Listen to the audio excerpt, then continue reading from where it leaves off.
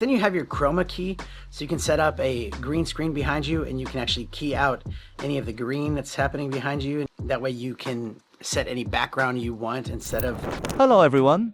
Today is an on-site demonstration. I am demonstrating how to use Mini-ESO's keying function.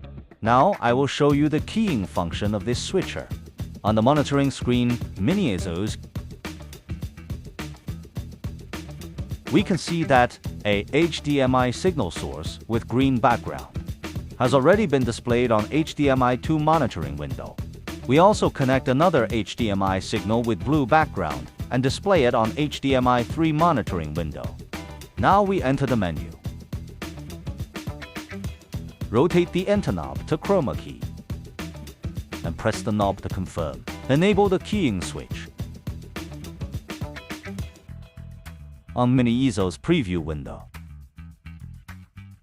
the green color of HDMI 2 signal has been removed. Then enable the background. Enable layer B, the HDMI to signal with green background.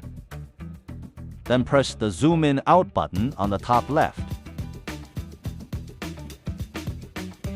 to scale up, down the figure. You can change the background as you like. Just switch to another signal as the background. For example, I think it's pretty cool.